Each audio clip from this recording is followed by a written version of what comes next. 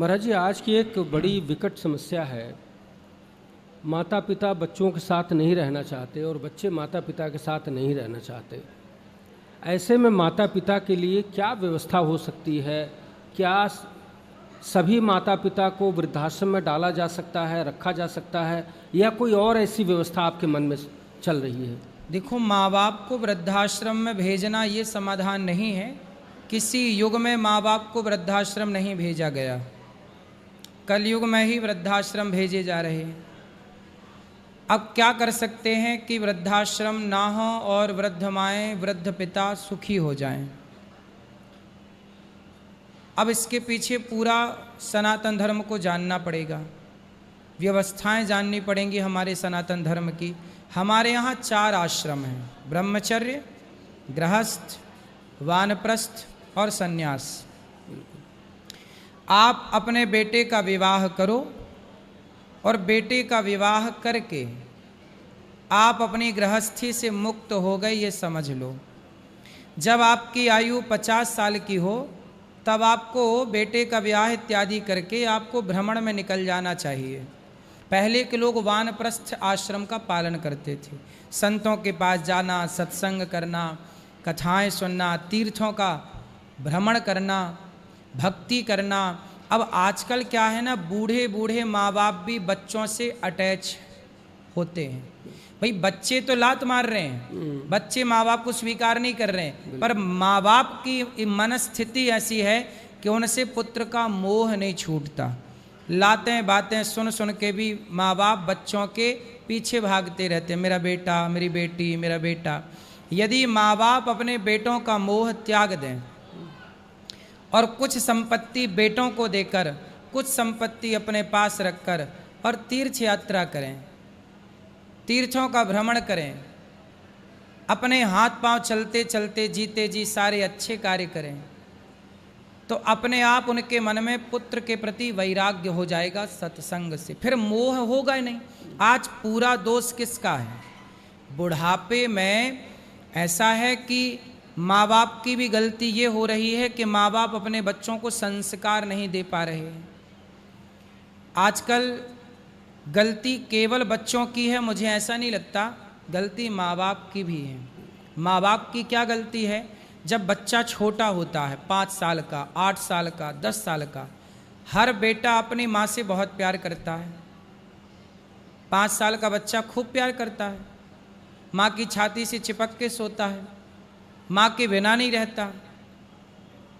अब जब बेटा आपके साथ था, आपकी बात सुनता था, तब आपने क्या सुनाया उसे? कुछ नहीं, ना गीता सुनाई, ना रामायण सुनाई, ना धर्म की बातें की।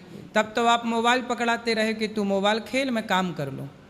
काम आपको बहुत ज़रूरी था, बच्चों को मोबाइल पकड़ा के काम। अब धीरे धीरे क्या हुआ कि वो बच्चा बड़ा होता गया और माँ से अटैचमेंट समाप्त हो गया, मोबाइल में, संसार में उसका जुड़ा हो गया, गलत संगति मिल गई। अब माँ बाप रोते हैं कि बेटा सुनता नहीं। सवाल है कि जब सुनता था आपका बच्चा, तब आपने क्या सुनाया? जब नहीं सुनता तब आप रोते हैं कि सुनता नहीं। भाई, बेटा आपकी नहीं सुनता, क्यों नहीं सुनता? बंदर तो मदारी की सुनता है, बंदर तो एक जानवर है, लेकिन मदारी ने उसे इस तरह ट्रेंड किया होता है कि बंदर बंदर होके भी मदारी की बात सुनता है, इशारा समझता है। यदि बंदर को वश में किया जा सकता है तो बच्चों को वश में नहीं किया जा सकता है। गलती माँ बाप की भी होती है। माँ बाप समय नहीं देते बच्चों को, माँ बाप बच्चों को इग्नोर करने लगते हैं एक टाइम बाद कि तू मोबाइल चला, तो यहाँ रह। और माँ बाप भी अलग स्वतंत्र होना चाहते हैं, बच्चे भी स्वतंत्र होना चाहते हैं। कुल मिलाकर के यदि माँ बाप, जीजाबाई ने अपने बच्चे शिवाजी को बचपन खेल खेल में ही ना योग्य बना दिया। माता कुंती के पास भी तो 5 बच्चे थे, 5 पांडव। उस समय उनका पति मर चुका, जेठ का साथ सपोर्ट नहीं, भीख मांग मांग कर माता कुंती ने पांडवों को पाला है और योग्य बनाया है। माँ ने अपने बच्चों को योग्य बनाया। आज आपका बेटा कितना योग्य है, इतना योग्य है कि बेटा आपके ही पाँव नहीं छूता। आजकल के बच्चे अपने माँ बाप के पाँव नहीं छूते, घुटने छूते हैं। क्यों? और माँ हंसती है बेटा देखो ऐसा है। जब वो पाँव नहीं छूता तो आप 4 थप्पड़ क्यों नहीं मारती हो? क्यों नहीं सिखाया आपने उसे? कोई मेहमान आए तो उसे प्रणाम करना नहीं सिखाया? कोई मेहमान आया तो आपने, आज जवान लड़कों से कहो कि जरा मेहमान आए हैं भोजन परोस दो। बच्चों को भोजन परोसना नहीं आता, उनको खड़े खड़े रोटी, उनको रोटी परोसनी नहीं आती कि लेफ्ट हाथ से परोसें कि राइट हाथ से परोसें, इतना तो अक्ल नहीं है। ये गलतियाँ किसकी हैं? ये बच्चों की गलतियाँ हैं, बच्चों की रत्ती भर गलती नहीं। तुम माँ बाप जब धृतराष्ट्र गांधारी बन जाओगे तो बेटा तो दुर्योधन हो ही जाएगा। अधिकतर बेटियां आज खाना बनाना नहीं जानती महाराज जी। हाँ, बेटियां भी खाना बनाना नहीं जानती। आजकल माँ बाप बेटियों को रानी बना के रखते हैं, कुछ ना कर। अरे जब वो कुछ नहीं करेगी मायके में तो ससुराल में क्या करेगी? जहां जाएगी नाश कर देगी उस घर का।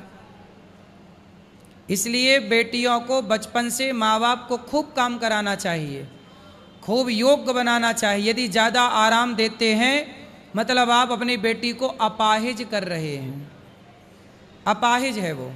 इसलिए बेटियों को इतना काम कराओ, इतना काम कराओ, इतना लिए रहो गैर में कि ससुराल जाते ही उससे लगे मैं यहाँ के सुखी हो गई, मायका तो अच्छा नहीं था, मायके से त्रस्त हो जाए। आजकल क्या है, ससुराल में लड़कियां टिक ही नहीं रही हैं, ससुराल में टिक ही नहीं रही हैं, सीधा मायके मायके। क्योंकि मायके में काम धाम कुछ नहीं है और ससुराल में थोड़ा सा है बंधन। तो मैं कहता हूँ माँ बाप से कि बेटियों से इतना काम कराओ मायके में कि ससुराल जाएं तो वो ससुराल से मायके आने की ना सोचो, उनको लगा ससुराल बहुत अच्छा है, यहाँ कुछ नहीं करना पड़ रहा है। क्योंकि घर में ज़्यादा काम करेंगी तो ससुराल में थोड़ा बहुत काम तो कर ही लेंगी।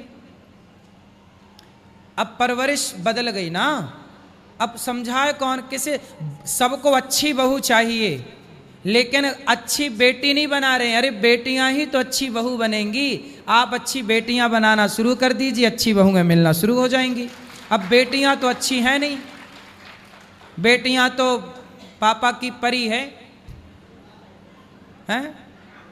बिल्कुल उजड्ड हो रही हैं आजकल कुछ बेटियां, मनमुखी आचरण कर रही हैं बेटियां। अब ये ससुराल में न टिक पाएंगी। गलती इसके पिता की और माँ की है। इसलिए आज संस्कारहीन समाज क्यों हो गया? आधुनिकता के चक्कर में पड़ के अपने संस्कारों को भूल गए, सत्संग करना छोड़ दिया, गीता पढ़ना छोड़ दिया, धर्म के रास्ते पर चलना छोड़ दिया, मनमाना आचरण करने लग गई। सूपनखा भी मनमानी थी, वो भी जहाँ मन करे वहाँ जाए। आजकल की कुछ स्त्रियाँ मनमानी हैं, जहाँ मन करे वहाँ जाए। तो सूपनखा का आचरण आ गया, इसलिए सब। और ये समाज को भोगना पड़ेगा। यदि आपने बेटियां गलत बनाई हैं तो बहू गलत मिलेगी, फिर बहू रुलाएगी तो रोना मस्त, फिर वो लगाएगी दहेज का केस, तुम्हें 4 जूता मारेगी तो सहना। क्योंकि वो जो आज बहू है कल तक वो किसी की बेटी ही तो थी, उसके बाप ने सही से परवरिश दी होती तो ये नौबत क्यों आती? महाराज जी ये प्रश्न बार बार मन में आता है, माइक थोड़ा ठीक करिए अपनी तरफ, कि आपके मन में कैसे आया महाराज जी कि वृद्धों की सेवा करनी चाहिए और आप कितने संतुष्ट हैं इस कार्य से? देखिए, मैं एक बार कथा सुनाने गया, एक गांव क्षेत्र था, थोड़ा सा टाउन ही था।